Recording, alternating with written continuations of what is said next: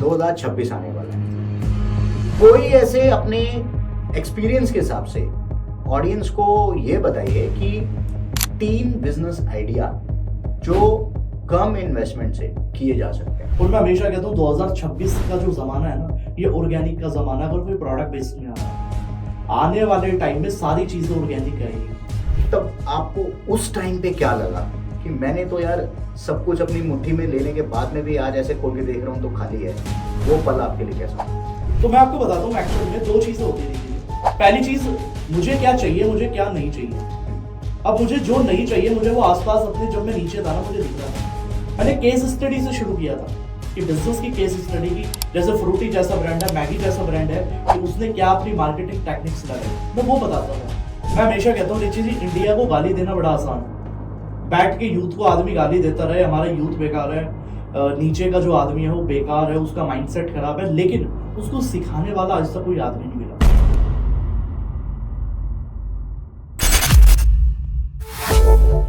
तो चलिए मैं दोस्तों आज आपको कार्तिक जी के बारे में बताता हूँ।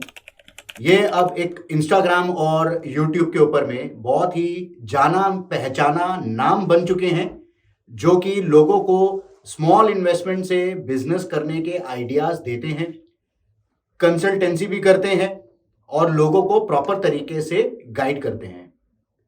तो बहुत बहुत स्वागत है आपका कार्तिक जी हमारे इस नए एपिसोड में, हमारे पॉडकास्ट पे। मैं आपका सच्चे दिल से बहुत बहुत शुक्रिया अदा करता हूँ कि आप हमारे कहने पे आए और आपने हमारा इनविटेशन को कबूल किया। तो कार्तिक जी, आप बताइए कि आपने अपनी लाइफ की जर्नी शुरू करने से पहले इस थॉट के बारे में कैसे सोचा कि आपको इन फील्ड के अंदर में जो जाना है और लोगों को क्यों सिखाना है, ये आप अपने मुंह से एक बार बताइए। क्या बात है। First of all thank you so much Richie ji for inviting me आज इस पॉडकास्ट के अंदर, और आपके साथ मिलके मुझे ऐसा नहीं लग रहा कि मैं फर्स्ट टाइम मिल रहा हूँ। First of all thank you. And जैसे आपने मेरे से पहला क्वेश्चन ही बड़ा खतरनाक पूछ लिया। आपने कहा कि मतलब ये माइंड में क्यों आया, लोगों को क्यों सिखाना चाहिए। बिल्कुल, मैं आपको बताता हूँ। मतलब अब से 5 से 6 साल पहले जब मैंने अपनी जर्नी शुरू की, उस टाइम पे क्या था ना, शुरुआत से मुझे कोई सिखाने वाला नहीं मिला। मतलब जो भी काम करा खुद करा, कोई बीच में हमारा गॉडफादर रहा ही नहीं कभी भी जी। मतलब किसी ने ये नहीं बताया यार इस काम को कैसे करते हैं, या सेल्स को किस तरीके से करते हैं, पब्लिक स्पीकिंग किस तरीके से करते हैं, बोलना किस तरीके से, कैमरा पे किस तरीके से बात, किसी ने सिखाया ही नहीं एक्चुअल में। ठीक है। तो अब जब कोई सिखाता नहीं, उसको पता चल जाता सिखाने वाले की यार कितनी वैल्यू है। बिल्कुल। तो जब हमने वो चीजें खुद की धक्के खा खा कर करी, तो उस टाइम पे फिर हमने सोच लिया, मैं कह यार अब लोगों को सिखाना है कहीं ना कहीं। और मैंने देखा, मैं मार्केट में कंटेंट पोस्ट कर रहा था, मेरे व्यूज अच्छे आ रहे थे। मैं आपको सच बताऊं, मैंने जो अपनी जर्नी की शुरुआत की है, बहुत कम लोगों को बताया। मैंने केस स्टडी से शुरू किया था कि बिजनेस की केस स्टडी की, जैसे फ्रूटी जैसा ब्रांड है, मैगी जैसा ब्रांड है, कि उसने क्या अपनी मार्केटिंग टेक्निक्स लगाई, मैं वो बताता था। लेकिन मैंने एक बार ये बताया कि कैसे 15,000 के अंदर, मेरे फर्स्ट वीडियो मेरे याद है कि इवेंट प्लानिंग का बिजनेस कैसे किया जाए, इवेंट प्लानर कैसे बने। अब लोगों को वीडियो अच्छी लगी, व्यू सेम ही थे जो हर वीडियो पे आते थे, लेकिन मेरे पास 4 से 5 लोगों के मैसेजेस आए, कह रहे सर यही वीडियो कंटिन्यू करो आप। अब उस टाइम में 3-4 लोग अगर मुझे ना कहते हैं तो मैं यहाँ तो मिलता ही नहीं बिल्कुल भी।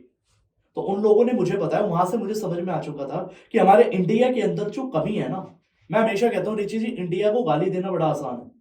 बैठ के यूथ को आदमी गाली देता रहे, हमारा यूथ बेकार है, नीचे का जो आदमी है वो बेकार है, उसका माइंडसेट खराब है, लेकिन उसको सिखाने वाला आज तक कोई आदमी नहीं मिला, गाइडेंस उसको नहीं मिली। तो मैंने एक चीज यही सोची, मैं आज भी अपनी 90% जो वर्कशॉप है वो फ्री ऑफ कॉस्ट करता हूँ। बहुत बढ़िया। रीजन इसका सबसे बड़ा ये है कि ताकि लोगों को फ्री में गाइडेंस मिल सके किसी तरीके से। अगर मेरी एक वर्कशॉप अटेंड करने से, मेरी एक वीडियो देखने से अगर किसी आदमी का धंधा सेटअप हो गया, मेरे लिए उससे बड़ी चीज कुछ नहीं है। तो कहीं ना कहीं वो जो वाय है वो आया वहीं से, क्योंकि मुझे किसी ने नहीं सिखाया। मैं क्या यार, मुझे तो सिखाना ही पड़ेगा, किसी को तो जिम्मेदारी लेनी पड़ेगी। तो this is the main reason. आप शामली जैसे शहर से आए जी, बहुत ही छोटा सा टाउन है जो कि एक यूपी में पड़ता है। कई इंडिया के लोग तो शामली को जानते भी नहीं। डेफिनेटली। और आपने अपनी फैमिली की क्राइसिस के बारे में भी बताया, अपनी एजुकेशन के बारे में भी बताया। आपके लिए बहुत ज़्यादा एक चैलेंजिंग रहा है, मैंने जो सुना है।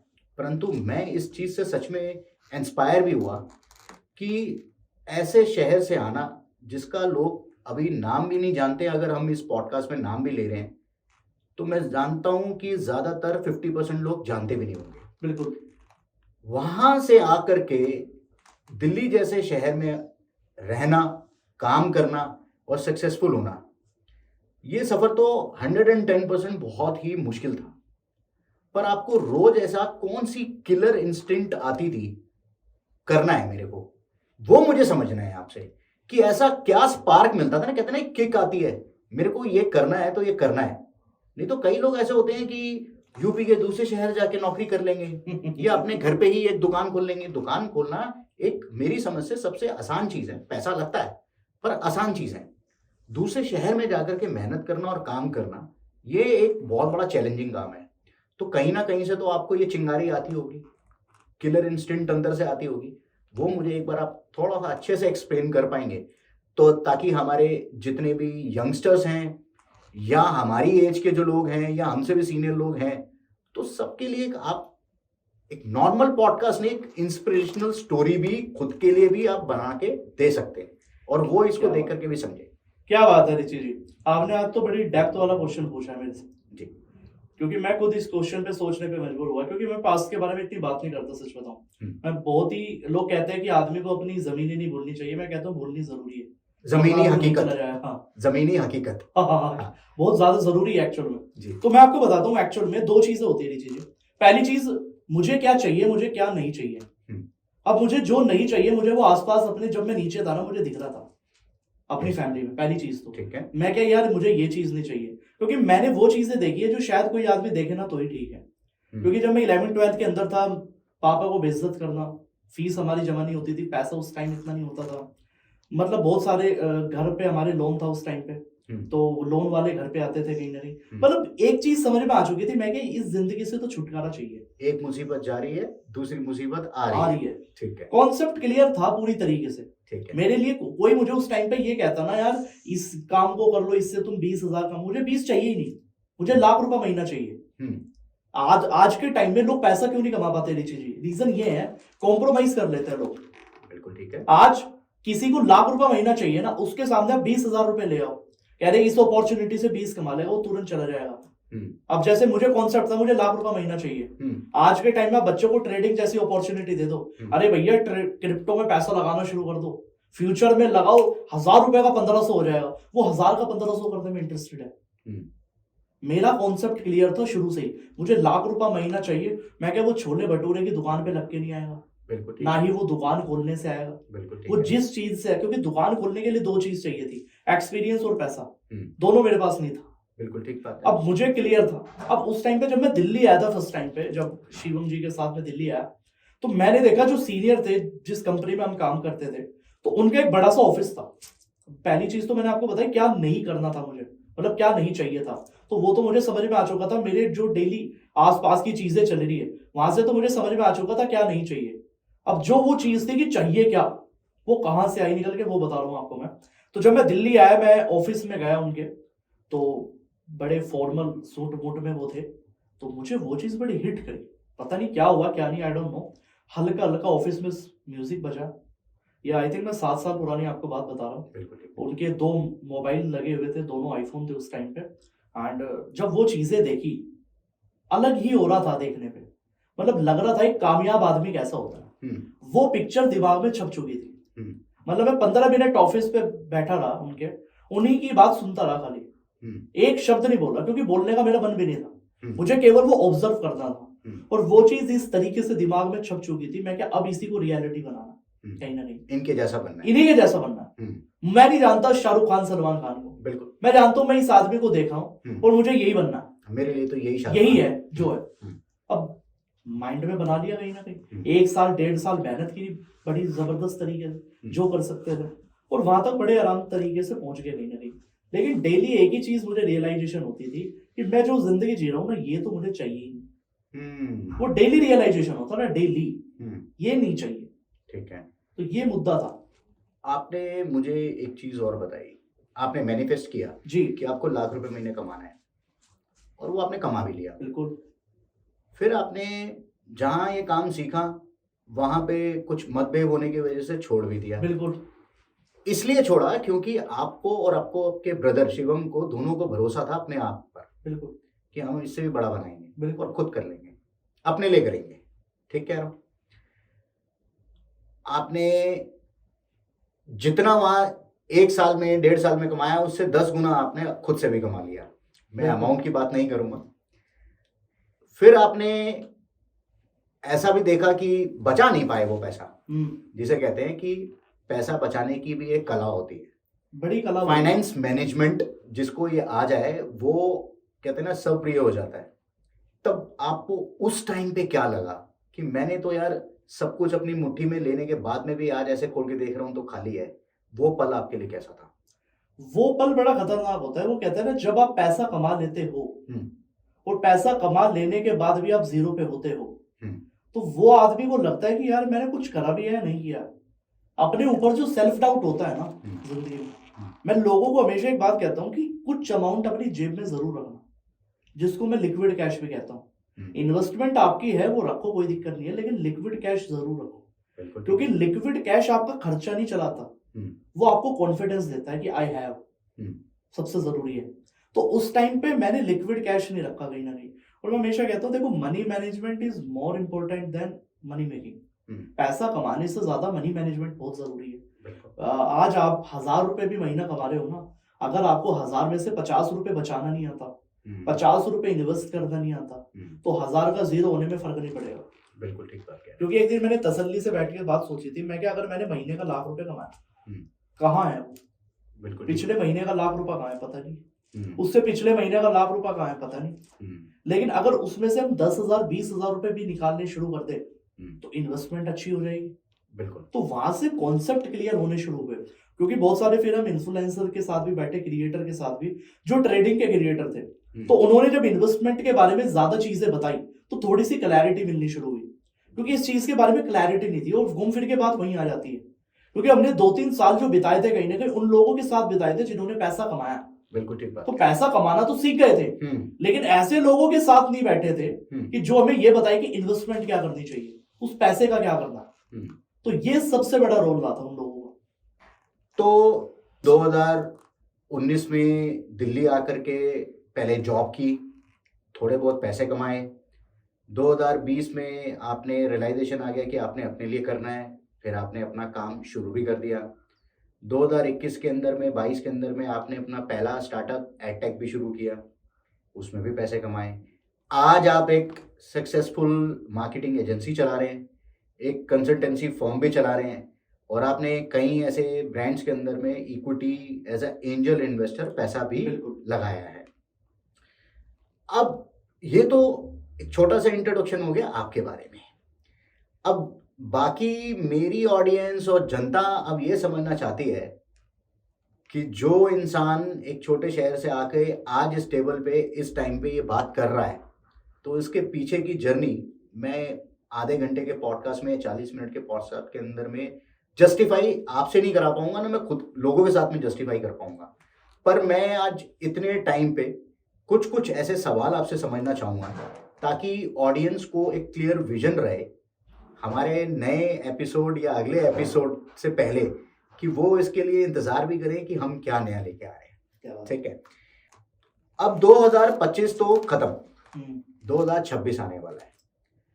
कोई ऐसे अपने एक्सपीरियंस के हिसाब से ऑडियंस को ये बताइए कि 3 बिजनेस आइडिया जो कम इन्वेस्टमेंट से या ना के बराबर इन्वेस्टमेंट से किए जा सकते हैं और जो बिल्कुल प्रैक्टिकल और व्यवहारिक हो। क्या बात है रिची जी, आपने पूछा है जबरदस्त वाला क्वेश्चन, जिसका जनता हमारी इंतजार करती है बहुत ज्यादा। मतलब मुझे भी लोग रास्ते में जो मिलते हैं कहीं ना कहीं ट्रैवल करते हुए, कि जो फॉलोअर्स हमारे मिलते हैं, वो यही कहते हैं, मतलब वो ये नहीं कहते हमें फोटो लेना आपके साथ, सर एक बिजनेस बता दो, बस एक टिप दे दो, एक बिजनेस बता दो। मैं वही ठीक। मैं आपको बताता हूँ, अगर 2026 में कोई बिजनेस करना चाहता है, देखो 3 टाइप के बिजनेस होता है। पहले तो हमें ये समझना होता है बिजनेस कितने टाइप के होते हैं। 3 तरीके के बिजनेस होते हैं।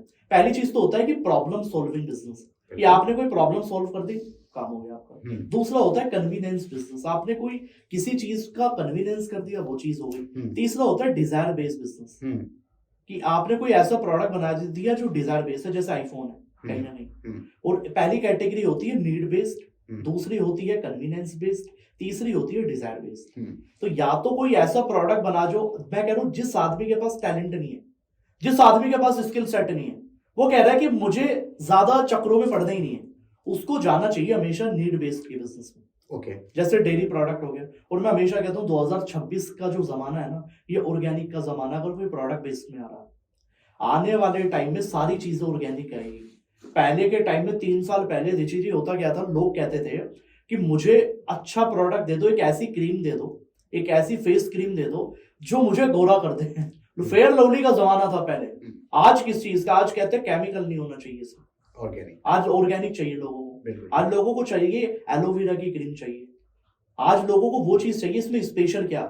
तो इन शॉर्ट, पहला बिजनेस अगर कुछ भी अगर प्रोडक्ट के ऊपर में जाता है तो वो ऑर्गेनिक प्रोडक्ट्स की तरफ ऑर्गेनिक, दूसरे में जाना ही मत भूलो। कोई भी कैटेगरी हो, कोई भी कैटेगरी। ठीक है। आप कॉस्मेटिक के बिजनेस में आ जाओ, मैं कह रहा हूँ ऑर्गेनिक में आ जाओ।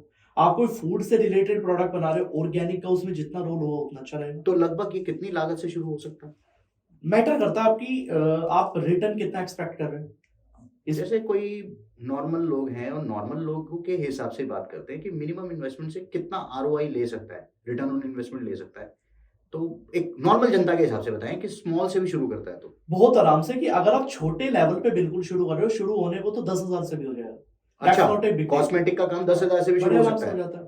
इसमें दो चीज होती है, देखो लाइसेंस लेनी पड़ती है। हाँ एक लाइसेंस लगता है कॉस्मेटिक के काम में, CDSC, ठीक है, लगता है वो लगेगा। लोन लाइसेंस भी होता है वैसे तो। लेकिन मैं कहता हूं कि अगर आप B2B जाके बेच रहे हो तो लाइसेंस लगेगा। आप Amazon फ्लिपकार्ट पे बेच रहे हो, लाइसेंस लगेगा। अगर आप इंस्टाग्राम के थ्रू बेच रहे हो, लाइसेंस नहीं लगेगा। ये चीज हमें समझनी पड़ेगी कहीं ना कहीं। मैं कहता हूँ पहले 10-20 प्रोडक्ट बेच के मार्केट में टेस्ट कर लो। बिल्कुल ठीक है। हमारे यहाँ प्रॉब्लम रिची जी पता क्या है बिजनेसमैन की?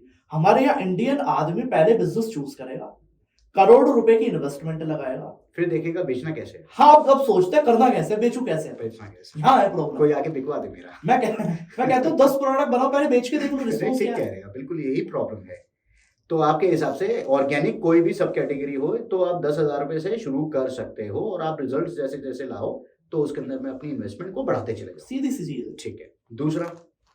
दूसरा बिजनेस अगर कोई करना चाहता है आज के डेट के अंदर, मैन्युफैक्चरिंग सेक्टर के अंदर स्पेशली, एक तो पेपर कप के अंदर वो घुस जाए इस समय। जो पत्ते डोने होते हैं, नहीं वो चीज नहीं। हाँ। पेपर कप होता है जो आजकल PVR के अंदर भी बड़े चल रहे हैं, कहीं ना कहीं कैफेज के अंदर चल रहे हैं। पहले आते थे प्लास्टिक के कप, स्ट्रॉ वगैरह पेपर की आ गई है अब आजकल। हाँ, ओके ठीक है। This is nothing. पहले आते थे प्लास्टिक, वो डिस्पोजेबल हो जाती है, पानी के अंदर में जाती घुल जाती है और खत्म हो जाती है। डेफिनेटली ठीक है। वो चीज, उसका कल्चर बहुत ज्यादा बढ़ चुका है 2026 के अंदर। ठीक है। और 2026 में इनसाइट भी मिली है कि गवर्नमेंट भी बहुत ज्यादा स्ट्रिक्ट होने वाली है प्लास्टिक डिस्पोजल को लेके। तो शायद ऐसा ना हो कि बंद हो जाए बीच में। तो उस चीज से भी हमें बचना पड़ेगा। अगर कोई मैन्युफैक्चरिंग लगाना चाह रहा हो और वो कह रहा है कि मैं प्लास्टिक के डिस्पोजल बनाऊंगा, गड़बड़ तो आएगी। उसके लिए उसको मशीन खरीदनी है, तो वो कैसे करेगा कम इन्वेस्टमेंट से? किसकी? पेपर कप के लिए? पेपर कप के लिए पेपर कप की मशीनें बड़े आसानी से आ जाती है। अगर आप मैनुअल ले रहे हो कहीं ना कहीं, तो आपको मुश्किल से 55 से 60,000 रुपए की आती है मैनुअल, छोटी मशीन आती है। ठीक है, प्रोडक्शन इतना नहीं होता, लेकिन शुरुआत के लेवल पे बहुत है। मतलब मोटा मोटी मान के चलिए कि कैपिटल जो लगानी है 1 लाख कैपिटल की मशीन, और जगह तो घर पे भी शुरू किया जा सकता है कहीं से लगा करके। ठीक है। तो मतलब 1 लाख की इन्वेस्टमेंट में आप अपना ये प्लास्टिक को हटाने के लिए अपना पेपर वाला काम कर सकते हैं। पेपर कप भी कर सकते हो, और बायोडिग्रेडेबल फूड कंटेनर भी आते हैं। ओके। आजकल हम देखते हैं चायूस जैसे ब्रांड के अंदर भी आजकल क्राफ्ट पेपर के डिस्पोजल आ चुके हैं। एग्जैक्टली। तो उनका अगर हम बिजनेस करेंगे, वो भी बड़े लेवल पे जाने वाला है इस बार। तो ये दो बिजनेस अगर कोई मैन्युफैक्चरिंग के अंदर उतरना चाह रहा है, या तो पेपर कप के अंदर उतर जाओ या बायोडिग्रेडेबल फूड कंटेनर के अंदर निकल जाओ। इन दोनों का ट्रेंड हमेशा बढ़ेगा। और सबसे बड़ी बात है, गवर्नमेंट भी सपोर्ट कर रही है, गवर्नमेंट की तरफ से भी सब्सिडी मिलेगी, सब्सिडी आएगी इसमें। इससे बढ़िया तो मैन्युफैक्चरिंग के अंदर कुछ है ही नहीं। ठीक है। तीसरा बिजनेस अगर कोई कह रहा है कि सर मुझे तो सर्विस बेस्ड में जाना है, मैं सर्विस बेस्ड में जाना चाहता हूं, तो मैं हमेशा कहता हूं कि कोई लर्निंग प्लेटफॉर्म अपना बनाओ। अगर कुछ अच्छे लेवल पे करना चाहते हो, कोर्सेज वगैरह। बिल्कुल। क्योंकि आज के टाइम में मैं कह रहा हूं बहुत सारे ऐसे ब्रांड है जो अपनी application like a short video launch कर रहे हैं। ठीक है, जैसे लोगों की हैबिट बन चुकी है स्क्रोलिंग करने की, तो वो अब लोगों को पता चल चुका है कि इंस्टाग्राम पे गंद है एक तरीके से, यूट्यूब पूरी तरीके से टॉक्सिसिटी बन चुकी है आज के टाइम में। मतलब है अच्छा कंटेंट भी है, लेकिन लोग देखते किस वजह से है, लोगों को पता चल चुका है। लेकिन आज भी लोगों को ये नहीं पता कि हम अपने 17 साल के 18 साल के बच्चे को या 14-15 साल के बच्चे को क्या सिखाए। तो आपका कहने का मतलब है कि एडटेक बनाएं और एडटेक को लोगों तक ले जाने के लिए क्या जरिया इस्तेमाल करें इंस्टाग्राम और यूट्यूब के अलावा, वो क्लैरिटी एक बार आप दे दिए तो ज्यादा बेटर हो मैं जाएगा। आपको बताता हूँ, स्पेसिफिक बनाना पड़ेगा, बात समझता है, थोड़ा सा हाँ जी। डिटेल में जाता हूँ, ब्लंटली पूरा। हाँ कि अब जैसे इंस्टाग्राम पे हम देखते हैं, इंस्टाग्राम पे हर तरीके का कंटेंट है। बिल्कुल ठीक। मेरे जैसा आदमी बिजनेस भी बता रहा है, हम्म, ट्रेडर जैसा आदमी ट्रेडिंग का कंटेंट बता रहा है, कॉमेडी वाला आदमी कॉमेडी कर रहा है, मतलब जो रीजनल क्रिएटर है वो अपना रिलीजन से रिलेटेड कंटेंट बना रहा है, मतलब वहां पे सब कुछ मिक्स है इस टाइम। लेकिन फॉर एग्जांपल अगर मुझे सीखना है, मैं कहाँ जाऊंगा? अगर कोई उसका स्पेसिफिक प्लेटफॉर्म हो, बेटर रहेगा। अगर मुझे स्पेसिफिक कॉमेडी देखनी है, अगर उसका कोई स्पेसिफिक प्लेटफॉर्म मेरे लिए अच्छा रहेगा। अगर मुझे, अब जैसे किसी को पता है मुझे न्यूज देखनी है, तो मैं क्या जाऊंगा? मैं न्यूज की ऐप पे जाऊंगा, मैं आज तक की ऐप पे जाऊंगा, मैं आज तक की वेबसाइट पे जाऊंगा, मैं न्यूज 24 की वेबसाइट पे जाऊंगा, मैं एनडीटीवी पे जाऊंगा। अब आप खुद ही सोचो कि मुझे, आपको अगर कॉमेडी का कंटेंट देखना है और आपको स्पेसिफिक कॉमेडी का देखना है, कोई प्लेटफॉर्म आपके माइंड में आएगा ही नहीं। बिल्कुल ठीक है। तो अब वेब सीरीज हमें पता है नेटफ्लिक्स पे चले जाएंगे, अमेजोन प्राइम पे चले जाएंगे, लेकिन कॉमेडी से जुड़ा अगर हमें शॉर्ट कंटेंट देखना, कहाँ देखेंगे? तो आपके हिसाब से ये 3 बिजनेसेस अपना 2026 के अंदर में चलने वाले हैं, हमेशा चलेंगे। अब हमने ये तो बता दिया कि ये चलेंगे, पर उसको ये आगे चलाएंगे कैसे, उसका भी तरीका बता दो। शुरुआत कैसे करनी है ये? हाँ, मतलब अगर किसी ने ये पेपर वाला काम शुरू किया, मशीन ले आया, बना भी लिया, प्रोडक्शन भी कर ली, अब बेचेगा कैसे? देखो, सबसे बड़ा सवाल लोगों का रिचुअली ये आता है कि मैं प्रोडक्ट बेचूं तो बेचूं कैसे। और मैं हमेशा कहता हूं कि प्रोडक्ट अगर मार्केट में बेचना चाहते हो ना, सबसे पहले लोग एक ही चीज को भूल जाते हैं, वो है कस्टमर सपोर्ट। सबसे जरूरी। मैं देखता हूं ऐसे, मैं बहुत सारे बिजनेसमैन को जानता हूं रिचुअली, मतलब जिनका प्रोडक्ट भी अच्छा है, सर्विस बेकार है। वो कहता है कार्तिक सर कोई ऐसी स्ट्रेटेजी बता जाओ कि मेरे 1000 प्रोडक्ट एक दिन में बिक जाए। मैं क्या, बिक गए फिर क्या करोगे? वे 1000 लोग दोबारा आएंगे क्या? वो काम आदमी क्यों नहीं करता, मुझे आज तक समझ में नहीं आया। सब लोग लगे हुए हैं कि मैसिव सेल्स कर लूं मैं, वन टाइम सेल्स नहीं चाहिए। मैन्युफैक्चरिंग के धंधे में वन टाइम सेल्स नहीं चाहिए, ना ही सर्विस बेस्ड के बिजनेस में वन टाइम सेल्स चाहिए। ऐसा कोई धंधा है ही नहीं जिसके अंदर वन टाइम सेल चाहिए। बिल्कुल ठीक बात। हमें चाहिए रिपीट कस्टमर, रिटेंशन आना चाहिए। और रिटेंशन का सिर्फ एक ही नियम है कि हमें सर्विस पे काम करना पड़ेगा। जो हमने प्रॉमिस किया है क्लाइंट को, सामने वाले को, ओवर डिलीवर करना पड़ेगा, ऑब्वियसली बात है। और लोग इसी चीज को भूल जाते हैं। आज किसी को फूड कैफे चलाना हो, क्या करेगा वो कह रहे बड़ा सा झूमर लगाएंगे, है ना, बड़ा सा इंटीरियर लगाएंगे, कह रहे सर हमसे बढ़िया तो टेस्ट कोई देता ही नहीं, हमसे बढ़िया तो डोसा कोई देता नहीं, और service zero. This is the thing. तो मैं कहता क्या हूं कि पहले अगर आप मैन्युफैक्चरिंग पे लगा रहे हो बॉस, तो पहले आप 5 क्लाइंट पकड़ो। मैं 50 की बात ही नहीं करता, मैं कह रहा हूं 5 क्लाइंट पकड़ो। क्या वो 5 क्लाइंट आपसे खुश है? अगर वो 5 क्लाइंट आपसे खुश है, आप उनको टाइम पे डिलीवरी दे रहे हो, अपने प्रोडक्शन की, आपने जो माल बनाया टाइम पे डिलीवर कर रहे हो, ठीक है, उनके लिए आप सारी चीजें कर रहे हो अच्छे लेवल पे, पेमेंट आप अच्छे से क्लियर कर रहे हो, मैं बता रहा हूं सारी चीजें, दिक्कत आएगी नहीं कभी भी।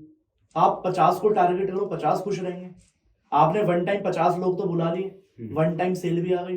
अब आपका थोड़ा सा भी गड़बड़ हो गया मामला, आपकी सर्विस में भी थोड़ी सी चीज खराब हो गई, और मैं कहता हूँ मैन्युफैक्चरिंग में तो इतना स्ट्रिक्ट मामला है कि अगर आपने 15 मिनट भी लेट कर दिया ना, वहां मामला खराब हो जाता है पूरा, डील के डील कैंसिल हो जाती है। वहां तो अगर 8 बजे बोला है तो 8 बजे माल चाहिए। बिल्कुल, दिस इज द थिंग। वहां ये नहीं चलता कि 8 बजे बोला और 10 बजे माल जा रहा है। तो मतलब आपका कहने का सिंपल सा ये है कि अगर कोई किसी भी सेक्टर के अंदर में कोई भी बिजनेस आइडिया को इम्प्लीमेंट करता है, तो उसको सबसे पहले ये सोचना है कि वो सर्विस अपनी देगा कैसे, कस्टमर सपोर्ट कितना उसका अच्छा होने वाला है। डेफिनेटली।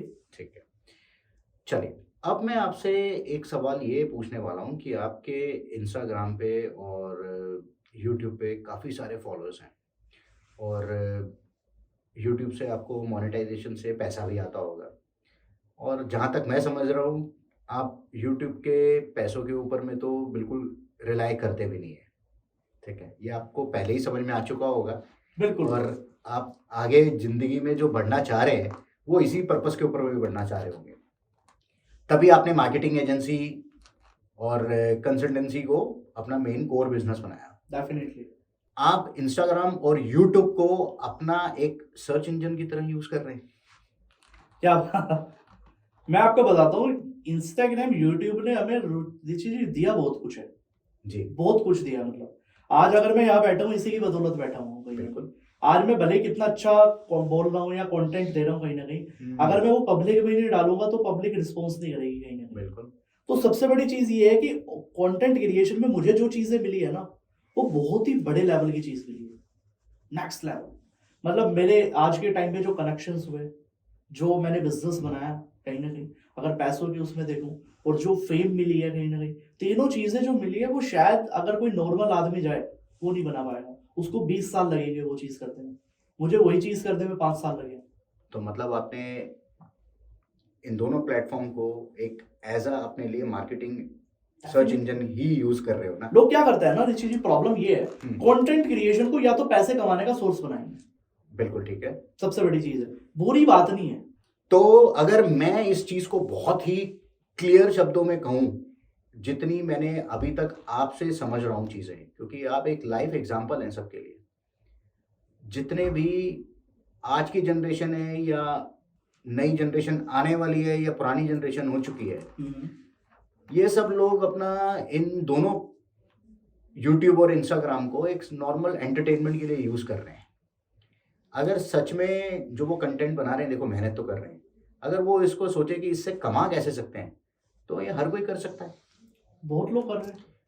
तो आपने कोई अपनी ऐसी कोई टूल्स या कोई मैनेजमेंट सिस्टम अपना ऐसा बना रखा है कि जो आपके पास में इंक्वायरीज आती हैं तो ये लीड्स कैसे, तो एक बार वो फ्लो ब्रेकअप आप बता सकते हैं? क्या बात है, बड़ी अंदर की बातें निकलवा रहे हो। हमारा काम है सर अंदर की बातें निकलवा के लोगों तक पहुंचाना। मतलब बेसिकली आप ये पूछना चाह रहे हो कि अगर मेरे पास कोई क्लाइंट आ रहा है, कोई लीड आ रही है एक तरीके कैसे से, आता है, क्या जर्नी रहती है आपके पास में, उसने आपको अप्रोच कहाँ किया, कैसे किया, फिर आप तक कैसे पहुंचता है, फिर आप उसको आगे कैसे मेरे लेके तक जाते हैं? पहुंचना थोड़ा सा मुश्किल हो जाता है उसके लिए। जी मतलब उसके पास दो तरीके हैं, या तो वो मुझे रात के 12 बजे के बाद मैसेज कर दे।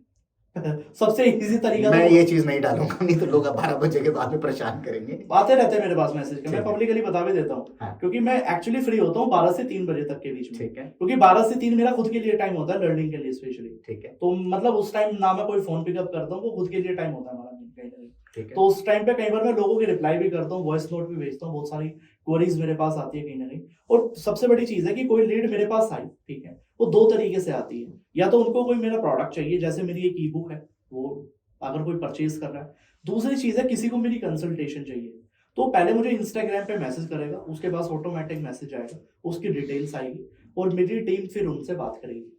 मेरी टीम ये आइडेंटिफाई करेगी कि ये एक्चुअल में करना भी चाहते हैं नहीं करना चाहते, या सिर्फ ऐसे ही एक इंक्वायरी थी? डेफिनेटली। आपकी टीम साइज कितनी है? मेरी टीम इस टाइम 12 लोगों की है फिलहाल। ये कॉलिंग टीम है? कॉलिंग टीम नहीं, सब लोग मिला। अच्छा, ऑल इंडिविजुअल सब? बिल्कुल। ठीक है।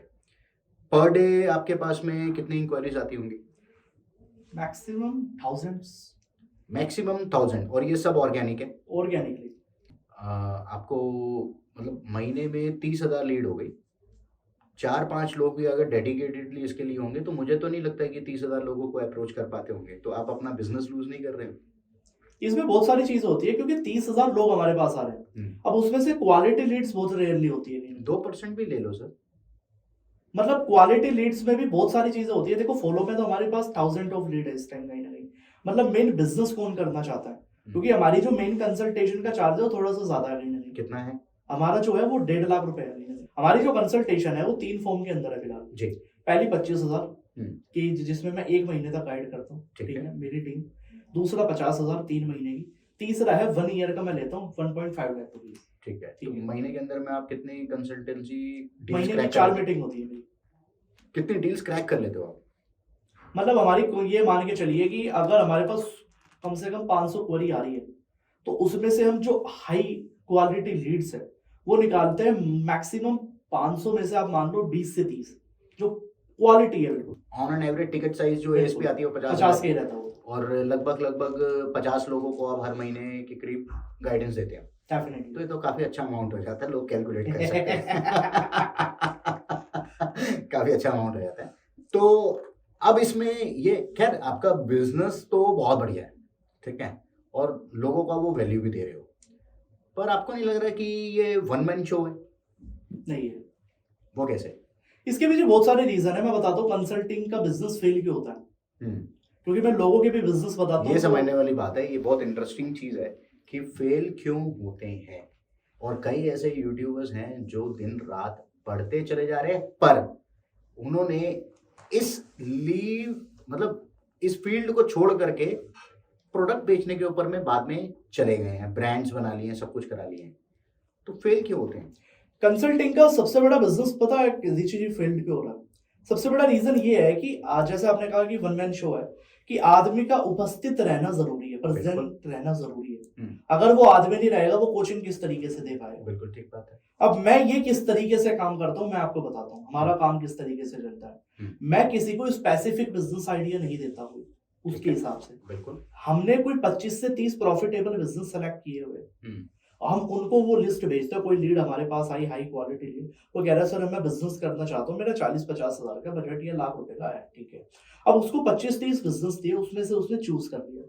चूज करने के बाद हमारे पास पूरा, कहते हैं ना, पूरा फ्रेमवर्क बना हुआ 1 साल का, कि अगर कोई भी नॉर्मल आदमी हमें आके कहे कि मुझे पिकल का बिजनेस करना है, तो वो कैसे सेटअप होगा, कैसे सारी चीजें होगी, वो हमने पूरा A to Z सब कॉन्सेप्ट बनाया हुआ, पूरा A to Z।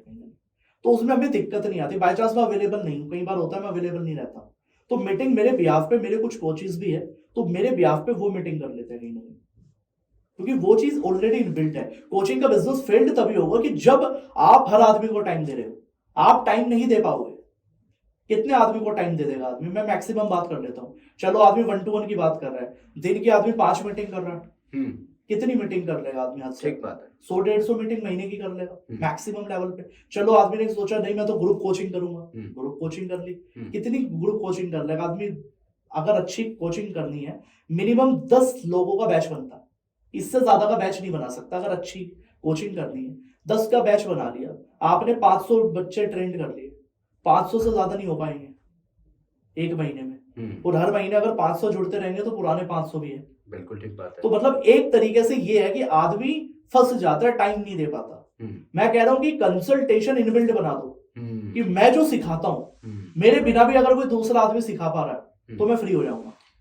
तो अगर मैं इसको सबको कंसोलिडेट करूं, बिल्कुल, तो आप हर व्यक्ति को महीने में 4 बार खुद पर्सनली गाइड करते हो? बिल्कुल ठीक है। और आपने अपना सिस्टम ऐसा बना रखा है कि आपके पास में जितने भी क्लाइंट आए, सबके लिए एक ही रूल एप्लीकेबल है और उसको उसी प्रोसीजर से जाना है। और किसी को कोई दिक्कत आएगी तो वो जो टाइम फ्रेम जो दिया गया है आपके साथ में, उसके अंदर में अपनी वो क्वेरीज को पूछ ले। डेफिनेटली। ठीक है। अभी तक अपनी 4 साल की आपकी जर्नी रही है कंसल्टेंसी की, टोटल कितने लोगों को आप सिखा चुके हो? मतलब अगर मैं बात करूं कि कम से कम 500 से ज्यादा तो वे लोग हैं जिनको मैंने 1 to 1 गाइड किया।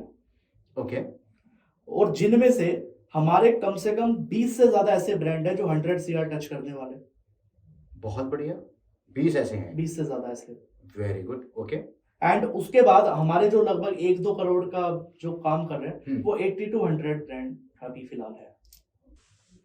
आज के इस युग में जिस तरीके से AI का शोर मच रहा है, और लोग जानते भी हैं, लोग डरे भी हुए हैं, लोग सीखना भी चाहते हैं, आप कहां तक इस चीज को खुद भी अडेप्ट करते हैं और अपने इस कंसल्टेंसी बिजनेस में लेके जा रहे हैं क्या? AI में हमेशा कहता हूँ ऋषि जी कि लोगों ने है ना AI को ओवर हाइप ज्यादा कर दिया एक्चुअली, हवा बना दिया है। मतलब मैं फ्रैंकली कहता हूँ, मैं बोलता नहीं इस टॉपिक पे एक्चुअली, लोग बुरा मान जाते हैं। ठीक है, प्रॉब्लम ये है, नहीं हम तो सच्चाई बात करेंगे जो है। हाँ। AI की प्रॉब्लम ये है कि AI को जब आप बिजनेस बना दोगे दिक्कत आ जाएगी। AI को टूल बना के रखो। AI is the tool of your business. ठीक है। AI is not your business. बहुत बढ़िया। तो लोगों ने बिजनेस बना दिया, नहीं भैया मैं तो AI का ही बिजनेस, AI का क्या बिजनेस बनाएगा आदमी? सोचने वाली बात है। तमाम कंपनियां आती जाएंगी, यार ये नई वाली टूल आ गया है जिसने वो फोटो बनानी शुरू कर दी, वो तो कंपटीशन ऑलरेडी चल रहा है। तो आपका कहने का मतलब अपने बिजनेस के अंदर में AI टूल का इस्तेमाल कर लो, AI के बारे में ज्यादा दिमाग लगाने की जरूरत नहीं है। एक ब्रांड आया था, मैं नाम नहीं बताऊंगा आपको, उसका नाम बताऊंगा ही नहीं, बिल्कुल नहीं ठीक है, मुझे पता है। उन्होंने क्या कहा कि उन्होंने कहा जितने भी MSME हैं, हम उनके लिए एक ऐसी एप्लीकेशन बना रहे हैं कि उनको अपने ब्रांड की सारी डिटेल्स डालनी है, तो उनके पूरे महीने की जो पोस्ट है ना, ग्राफिक डिजाइनर को पैसा देने की जरूरत नहीं है, वो बन के आ जाएगी। मैं क्या ऐसी क्या ऐप है यार, हम्म, खर्चा बच जाएगा लोगों का तो हजारों रुपए का, हम्म, बताओ। उन्होंने मुझे डेमो दिया, हम्म, तो डेमो दिखाया, मैं क्या इसमें क्या था। अब फिर वही बात है, मैं क्या धंधा हमसे कैसे बच जाएगा, बस हम तो सिटी स्कैन कर देते हैं धंधे का दूर से बैठ के। तो वही हुआ, उन्होंने बताया। तो उन्होंने क्या किया हुआ है, जैसे आप चैट जीपीटी पे प्रॉम्प्ट लगाते हो, आपको स्पेसिफिक प्रॉम्प्ट चाहिए कि अगर मुझे ये डिजाइन बनाना है तो इसमें क्या क्या चीजें लगेगी। वो लगभग 30-40 वर्ड या 50 वर्ड का प्रॉम्प्ट होता है। उन्होंने ऐप में क्वेश्चन इस तरीके से पूछे हुए लाइक ए प्रॉम्प्ट। बिल्कुल ठीक उन्होंने है। पूछा कि आप कलर पैटर्न किस तरीके का चाह रहे हो, व्हाइट ब्लू चाह रहे हो या ब्लू येलो चाह रहे हो, उसने चूज कर लिया, ठीक है। अच्छा, तो आप इसमें फॉन्ट किस तरीके का चाह रहे हो, इस तरीके का चाह रहे हो, कह रहे ठीक है, सेलेक्ट कर लिया।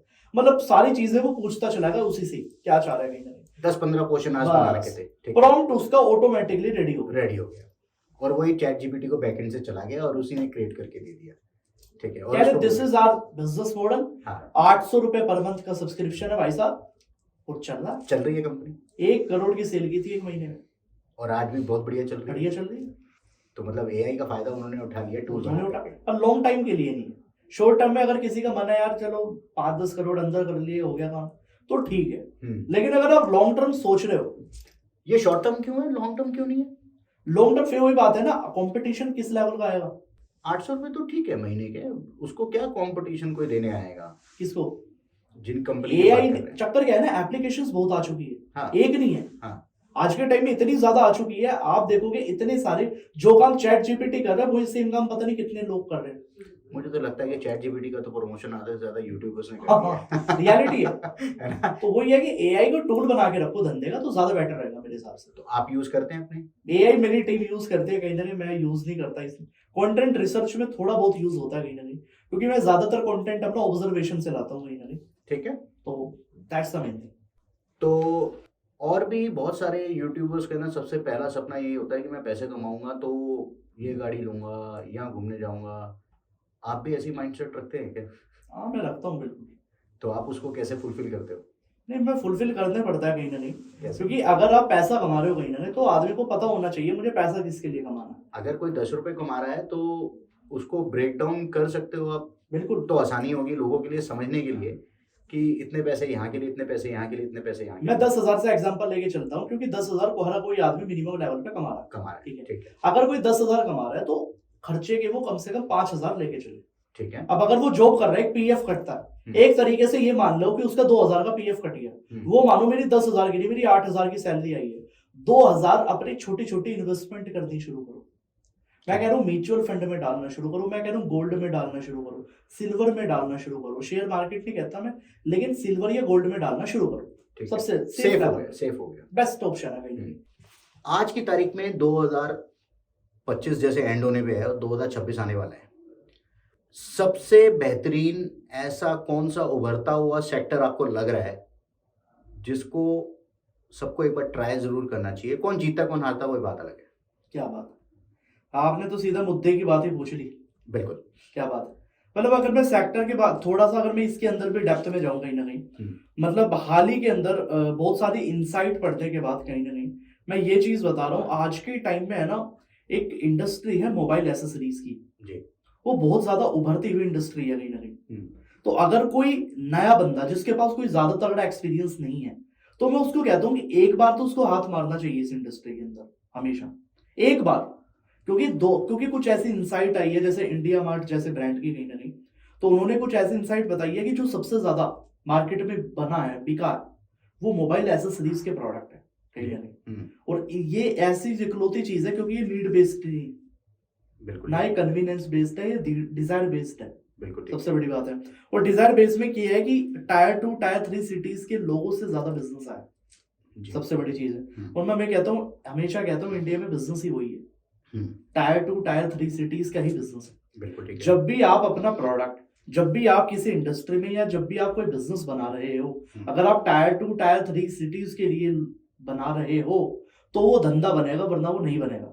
अगर आप खाली मेट्रो सिटीज को देख के धंधा बना रहे हो, नहीं बन पाएगा। रियल ऑडियंस ही वही है हमेशा। तो पहली तो मोबाइल एसेसरीज के अंदर अगर आदमी जाएगा तो जाएगा, वो टॉप लेवल में लगेगा। और दूसरा जो मुझे लगता है कि मैं हमेशा कहता हूँ कि जो भी चीजें डेली यूज की आइटम है, जैसे डेयरी प्रोडक्ट्स हुए, जैसे कि देसी घी हुआ, जैसे कि ऑर्गेनिक चाय हुई। तो ये 2-3 चीजें ऐसी है कि फूड सेक्टर के अंदर अगर कोई जाना चाह रहा है, इनके अंदर आंख बंद करके घुस जाओ। और मैं कहता हूँ कि देसी घी में तो एक बार ट्राई करना चाहिए आदमी। अच्छा, तो देसी घी के लिए कोई ऐसी फैक्ट्री है जिससे बनवा के अपनी पैकेजिंग करा सकते हैं, अपनी ब्रांडिंग करा सकते हैं? बिल्कुल, क्योंकि आप देखो ना, जैगरी हुआ, हम्म, देसी घी हुआ, हम्म, मुल्तानी मिट्टी हुआ, हम्म। तो ये कुछ ऐसी चीजें हैं। मुल्तानी मिट्टी तो काफी एक्सपोर्ट भी हो रही है। काफी बड़े लेवल पे, लार्ज लेवल पे। हम्म, तो मैं लोगों को ये कहता हूँ कि इनके अंदर एक बार ट्राई करके देखो। हम्म, बनोगे ना बनोगे अलग बात हो गई। हम्म, देसी घी के अंदर, मुल्तानी मिट्टी के अंदर और मस्टर्ड ऑयल के अंदर भी इनके अंदर ट्राई करके देखो एक बार। और मैं कह रहा हूँ ऑर्गेनिक लेवल पे, मैं कह रहा हूँ चाहे 500 रुपए महंगा बेचो, कोई दिक्कत नहीं है, जनता लेगी। लोगों का बहुत बड़ा मित्र है यार, कौन लेगा, दुनिया लेती है अगर आप ऑर्गेनिक बेच रहे हो तो। बिल्कुल ठीक है। आप देखो, एक वो है गोयल साहब है, मतलब उनका च्यवनप्राश 1 लाख रुपए का बेचते हो, 1.5 लाख रुपए का। अच्छा, 1 किलो का च्यवनप्राश मैं दिखाऊंगा आपको बात पॉडकास्ट के, और बिक रहा, करोड़ों की सेल है। और ऐसे क्या खासियत उनके च्यवनप्राश में?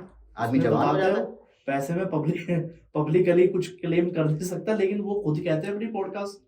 वो अच्छा, कहते हैं कि इसमें सुवर्ण भस्म है, 2-4 चीजें और बताते हैं। कहीं कह रहे इसमें 70-80 हजार का माल पड़ा है। मैं क्या भैया, पड़ा होगा, पर लोग ले रहे, कमाल की बात है।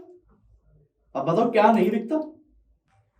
अगर कोई व्यक्ति आज की तारीख में अपना बिजनेस भी करना चाहता है और उसके पास में बहुत कम पैसे हैं, तो आपका सोशल मीडिया का प्लस कॉम्बिनेशन उसके लिए कैसा रह सकता है, और वो कैसे अपने आप को बिल्ड कर सकता है? कि हम ये नहीं कहते कि तुम लखपति और करोड़पति बनोगे, इतने जरूर बन जाओ कि आप आत्मनिर्भर बन सको और अच्छे तरीके से अपनी नॉर्मल लाइफस्टाइल को भी आगे चला सकते हो। तो वो एक बार आप उसके बारे में क्लैरिटी से बता दें तो वो ज्यादा बेटर हो जाएगा। बिल्कुल, मैं बताता हूँ। करना क्या है, बड़ा सिंपल है। आप कोई भी प्रोडक्ट या कोई भी सर्विस अगर मार्केट में बेच रहे हो, सोशल मीडिया का यूज करो। लोग करते नहीं है जी। मैं कह रहा हूँ एक स्ट्रेटेजी मेरी अपना लो आज से। कोई भी ब्रांड बना रहे हो, कोई भी, 3 वीडियो पर डे, 3 वीडियो पर 3 video per day, 3 video per day डालनी है। रीच चाहे कुछ भी ना है, मैं कह रहा हूँ 50 व्यू नहीं आ रहे, कोई दिक्कत नहीं, 3 वीडियो लेकिन पर डे डालनी है। ठीक है, क्योंकि 3 वीडियो, मैं कह रहा हूँ 100 लोग भी देख रहे हैं ना, एक दिन में 3 वीडियो का मतलब हुआ 300 लोग आपको देख रहे हैं। बिल्कुल ठीक है। और अगर ये 300 लोग आपको पर डे देख रहे हैं, महीने का हिसाब लगा लो। बिल्कुल ठीक है। तो मैं लोगों को हमेशा ये कहता हूँ कि आपका जो एवरेज 3 महीने में आ जाएगा। और मैं किसी भी आदमी को छाती ठोक के बता सकता हूँ, ऋषि जी 90 दिनों तक 3-3 वीडियो पर डे डाल के देख ले, 90 दिनों बाद वो मुझे बता दे वो कहाँ है इस समय। और स्टोरीज कितनी डालनी चाहिए? स्टोरीज वो पर डे की 2-3 पे डाले, कोई दिक्कत नहीं। अच्छा, reels proper short form content का गेम, शॉर्ट। अगर आपको लंबे टाइम की रीच चाहिए थोड़ी। और यूट्यूब के लिए? यूट्यूब के लिए मैं कहता हूँ 3 महीने शॉर्ट टर्म डालो पहले, ठीक है, शॉर्ट फॉर्म कंटेंट डालो, ठीक है। 3 महीने बाद लॉन्ग फॉर्म में शिफ्ट हो जाओ, कोई दिक्कत नहीं है। तो मैं आशा करता हूं कि आपको आज हमारे इस शो पे, इस एपिसोड पे, हमारे पॉडकास्ट पे आकर के मज़ा आया होगा। और जाने से पहले आप मुझे एक बार खुद एक खुलासा कर दें कि अगली बार जब हमारी मुलाकात होगी तो हम अपने व्यूअर्स के लिए और लोगों के लिए क्या लेकर आने वाले हैं? अगली बार मैं एक प्रॉमिस करके जा रहा हूँ जी। अगली बार, अगली पॉडकास्ट के अंदर हाँ। मैं लोगों को 10 ऐसे बिजनेस दूंगा जी, ठीक है, और स्टेप बाय स्टेप बताऊंगा कि कैसे वो 15 से 20 हजार में शुरू होंगे। अगर मैंने 15 बोला है सिटी, तो मैं बताऊंगा कि 15 के 15 लगेंगे कहाँ। बिल्कुल ठीक है। 1500 कहाँ लगेगा, 2000 कहाँ लगेगा, 2500 कहाँ लगेगा, 4 कहाँ लगेगा, ठीक है, स्टेप पूरा ब्रेक डाउन करके बताऊंगा मैं। ठीक है। तो अगली पॉडकास्ट के अंदर अगर लोग इस पॉडकास्ट के नीचे पार्ट 2 कमेंट कर देंगे, बिल्कुल ठीक तो है। मैं सब लोगों को बता रहा हूं कि पार्ट 2 इस पॉडकास्ट के नीचे कमेंट कर दो, आपके लिए हम दोबारा शूट करेंगे। और 10 नए ऐसे बिजनेस मैं बताऊंगा जो कम बजट में शुरू हो जाएंगे, ठीक है। और कैसे उनको करना है स्टेप बाय स्टेप बताऊंगा, चाहे उसकी ड्यूरेशन 1.5 घंटे की चले जाए, डजेंट मैटर। चलिए, उम्मीद करता हूँ कि आपको बहुत अच्छा लगा होगा, एंड आशा करता हूँ कि हम बार बार और मिलते रहें और लोगों को एजुकेट भी करते रहें और उनका प्रोत्साहन भी बढ़ाते रहें। Thank you so much for inviting. And बिल्कुल। सच में पॉडकास्ट मैंने लगभग 25 से ज्यादा किए अभी तक जी, करंटली, जी, पर लेकिन मुझे इस पॉडकास्ट के अंदर मतलब ऐसा नहीं लगा कि कुछ कह रहे हैं ना कि बहुत ही ज्यादा Scripted। प्रोफेशनली हुआ है वो काम। मैं बड़ी कैजुअली जवाब दे रहा हूँ कहीं ना कहीं। हाँ। और सबसे बड़ी बात है, बहुत ही मजा आया मुझे जेन्युइन नोट। बिल्कुल ठीक है। सबसे बड़ी चीज एक्सचेंज करके। जेन्युइनली। ठीक है, थैंक यू। चलिए।